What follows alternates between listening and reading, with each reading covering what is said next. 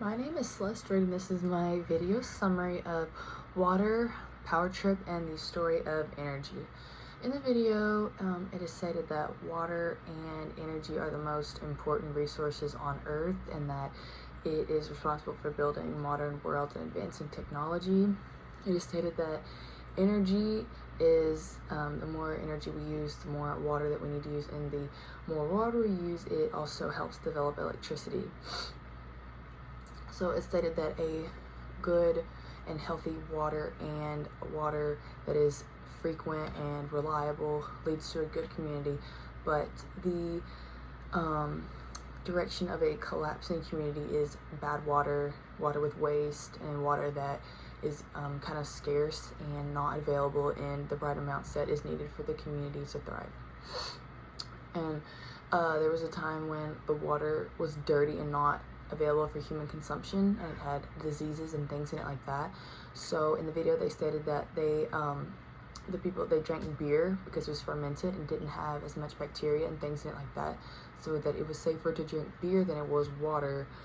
And then the water had human waste, like the rivers had human waste, and so that was also not available for human consumption. So that also led to a declining community, because once again it was stated that water is one of the most important resources on Earth, and a community and people, they thrive on water. Water is responsible for all life on Earth. So without clean water and frequent water, then the community cannot thrive. So with this being said, water was used to create electricity, and to harvest this energy from water they began to create dams to help control the water and use the water for what they needed, and to be able to help build communities around the water and things like that. So along with building dams, they were able to use electricity from the water for new machines and things like that. So women were actually able to have jobs because of more machinery and more job opportunities. So women didn't have to stay at home, they could work jobs and things like that. Back to the waste in the rivers, it was like human waste, garbage, just things like that, and it was not, humans couldn't drink it, it was dirty, it had diseases, and it caught fire at one point, and the water, it smelled terrible, it was really bad. So this also led to the Clean Air Act and like the Clean Water Act and the Endangered Species Act, because even though the water wasn't good for people to drink, it also reflected on the environment and like the animals that lived in the water, or that they needed the water to get food and to drink and get nutrients and things like that. So it not only affected people that needed the water, it affected the environment and affected the animals and things like that.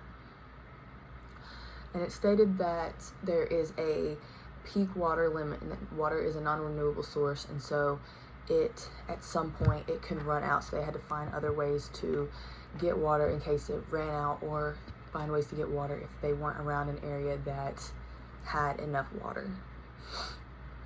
So with this, the lack of water, they began to set up systems and machinery where they could filter water like through the ocean, where they could take some of the salt out of it, all the salt out of it, take the dirt and things like that, and be able to turn it into something that people can actually drink and that they can use to help create a thriving environment. So it also, environmental issues, they needed to recycle the water, not just for people to drink, but also for the environment in general, because having dirty water just reflected on the environment, and it turned it into a dirty place, and it just was not good for any life or anything around that area.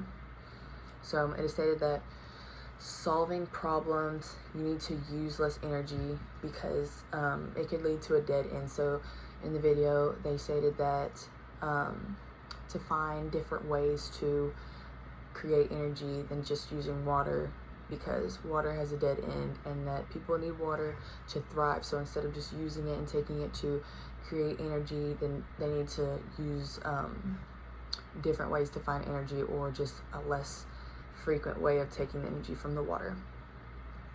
And lastly, it is stated in the video that understanding modern systems, you can also understand energy. So with understanding the environment and the people and the water and the energy and things like that around, you can also understand the energy and to be able to control that and harvest that, to be able to give that back to the community in such ways as technology and things like that to help advance the environment.